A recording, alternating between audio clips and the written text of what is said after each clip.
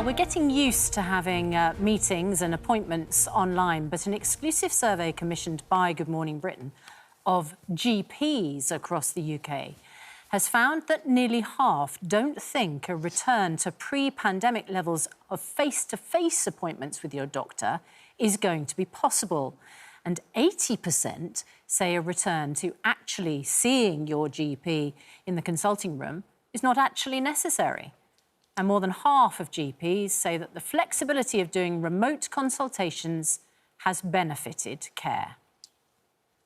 Joining us now is Martin Marshall, the chair of the Royal College of General Practitioners and a practising GP in South East London. And now he says the balance of appointment types is needed. We also have Alan Neal, a Rossendale Borough councillor, who says GPs should now be seeing patients in person and we need to get back to the old style. Let's start with you, Alan. Surely many people actually want online and phone appointments, and this is about where people want face-to-face appointments. They should have access to them rather than just reverting straight back to face-to-face for everything. Good morning, and good morning to Dr. Marshall. I don't disagree with the initial comments of Dr. Marshall. However, we've now coming out of a pandemic which has lasted 20 months. And at the beginning of August, I received a large volume of phone calls from concerned residents that 2 years ago, the Department of Health initiated a new system for all CCG's clinical commissioning groups across the country. The problem is that residents are advised to ring up at 8 a.m. If you can't get through within the first 10 minutes, all the appointments for that day have gone. The problem is, as we're all aware, we've got an ageing population. 25% of that population don't have access to smartphones, computers, tablets or laptops. And it is of concern because one of the main armories in the tool for local residents is being able to see a GP. Now, I understand that we've all got to take precautions, even though 84% have now had a double vaccination.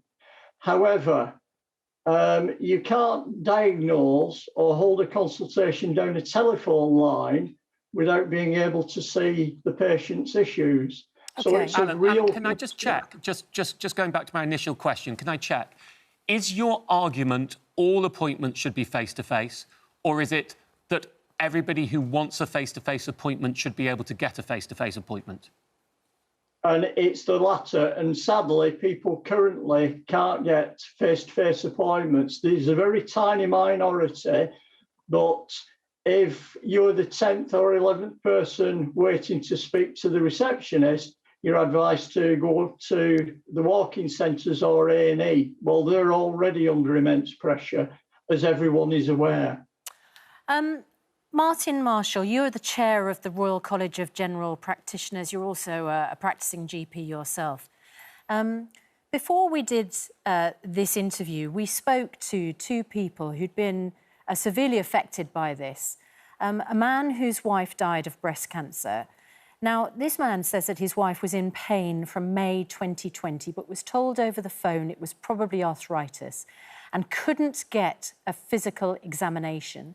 She wasn't x-rayed until Christmas and died in April. Now, Nick doesn't actually blame the GP surgery, but blames the NHS guidelines, which the doctors were following. But I think we have all heard stories like that, where somebody has wanted, and indeed it turns out needed to be seen face-to-face, but hasn't been. And it looks like we're not going to get back to the point where most of us get seen face-to-face. Yeah, good morning, everybody, and good morning, Mr. Neal, as well. It's very distressing to hear stories like that, and no GP wants to provide a poor service for their patients. I think we're dealing with two separate issues here. We're dealing with a change in the way that patients access care, in the same way as they use their banks differently and use their shopping differently. So there is going to be a shift towards greater telephone or video care in addition to face-to-face care. But we're also dealing with a separate issue, which is very important here, which is that general practice is under enormous pressure at the moment. And it's finding it very difficult to provide the quality of care that we're trained to provide and the quality of care that we know that our patients want and need. So there's two different issues here. You're absolutely right that face-to-face appointments are often very important. But we've also learned from the pandemic, I think we knew this before the pandemic, that actually there are many problems that come to us in general practice that can be dealt with in a very convenient way for patients, either on the telephone or by video. And the fact that patients don't have to leave work, don't have to sort out childcare arrangements. I understand that. I think, but Martin Marshall, sorry, with respect, I don't think we're talking about the fact that there are a lot of people who find it very convenient. We're talking about the people who are desperately trying to see a GP, and in unfortunate cases, because they haven't seen a GP early enough, that's actually led to an outcome, in this case, someone dying, whereas if they'd seen their GP earlier face-to-face, that is unlikely to have happened. So if we can just park the "it's convenient for some people who don't want to wait in a surgery" argument, how are we going to get back to GPs offering every patient who wants a face-to-face appointment a face-to-face appointment? So let's look at the statistics here. Before the pandemic, about 80% of appointments in general practice were carried out face-to-face. At the height of the first wave of the pandemic, that had dropped to 10% for good infection control reasons, which Mr. Neil rightly acknowledged. Now about 55% of appointments in general practice are carried out face-to-face. So face-to-face appointments are available, and face-to-face appointments are offered when patients need them, and it's a shared decision between the doctor and patient as to whether it's necessary or not. We do need to remember that we're not out of the pandemic. It's really important to remember that. About 1 in 70 people in England are still infected, and every infected patient that comes into a practice risks infecting a vulnerable person with dreadful consequences. So absolutely right that face-to-face appointments are important so that you can examine patients, so that you can do blood tests, but also so that you can pick up soft signs as well. But alongside that, remote consultations can be very helpful. Sorry, so just go back to Mr. Neil. Did you, are we talking about sorry, I don't mean to pry into your personal medical history, but if you actually tried to get a face-to-face appointment with the GP recently, Mr. Neil? I did ring up, as I say, over 150 people have been in touch during the beginning of August to express concern. And the vast majority were mid to late 80s who don't have access to technology. So I tried the system, and I'm not blaming the GPs. The clinical commissioning group have finally admitted that there is a major issue if a medical centre or a GP practice only doesn't have online booking facilities where people can book online, but you've got to go through a single 6-digit number plus the area code. It is of concern that it can take up to an hour and a half to get through. And when you eventually get through, the receptionist will say, "I'm awfully sorry, but if it's urgent, go to the medical walk-in centre or accident and emergency."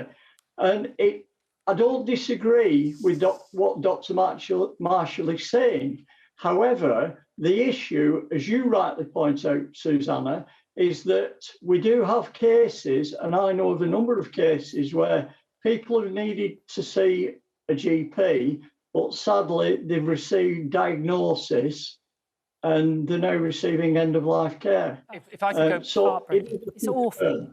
If I could go back to the doctor, it seems to me, listening to you, we've got 3 separate cases. There's the convenience case where somebody wants to go online or face-to-face. There's the case where someone wants to go online or on the phone. There's a case where someone wants a face-to-face appointment, and there's a case where they need a face-to-face appointment even if they don't want it, so that you can look at soft signs. In those last 2 categories where face-to-face is wanted or needed, do you believe GPs currently have the capacity to offer face-to-face in all occasions? And if not, what needs to be done so that GPs do have that capacity? I think you put your finger on the problem there. No, GPs don't have the capacity to deliver the kind of care in particular face-to-face, that we would like to be able to deliver. And that's a consequence of chronic, at least the last 10 years, underfunding of the NHS, where the number of consultations has gone up, the size of the population has gone up, the complexity of the people that we're looking after and the diseases that we're looking after has gone up, the number of things that we can do has gone up, but the number of GPs has not gone up. In fact, the number of GPs is about 2% less than it was 18 months ago and about 4.5% less than it was 6 years ago. This is despite the government's commitment to increase the number of GPs by 6,000 by 2024. So what's required here, quite simply, is a larger workforce, more GPs and more non-doctors, particularly nurses and pharmacists, mental health workers, physios that are working in general practice increasingly. We need a larger workforce. At the moment, the current workforce is under massive pressure. Patients are seeing that and experiencing it, and GPs are as well. We're seeing GPs under enormous pressure. We're seeing GPs with anxiety and depression. We're seeing suicides amongst GPs as well. We know that 60% of GPs say that their mental health has suffered. And as a consequence, we're seeing more GPs working part-time or retiring early. And that, of course, exacerbates the problem further. Okay. And Mr. Neil will see those problems playing out in general practice on a daily basis. We can all see them. Martin Marshall, Chair of the Royal College of GPs, thank you. Alan Neil, thank you very much. We're going to speak to the Care Minister, Helen Whately, a little bit later on. I know that she'll probably say that emergency amount of money for the NHS will be something to help. And also, of course, we know this national insurance levy is going to go some way. Tax. It's a tax rise to try and fix the problem. But, I mean, the number of GPs falling at a point where the pressure is on them is not the right equation, is it? And you can't suddenly turn on the tap and bring GPs. Medical school takes a lot of training. Whether we've got enough people out there, we need to get the pipes coming in. But you heard all the other ancillary people, not ancillary, it's a terrible word, nurses and physios and mental health workers, which we desperately need to increase the numbers on. So I think it's important. Well, do get in touch, good or bad. We'd like to know, are you getting the face-to-face appointments that you want? You can tweet me, you can get in touch with the programme. It would be interesting to hear, not just the bad stories, but how's your GP doing in your area? You're able to get the appointments that you want.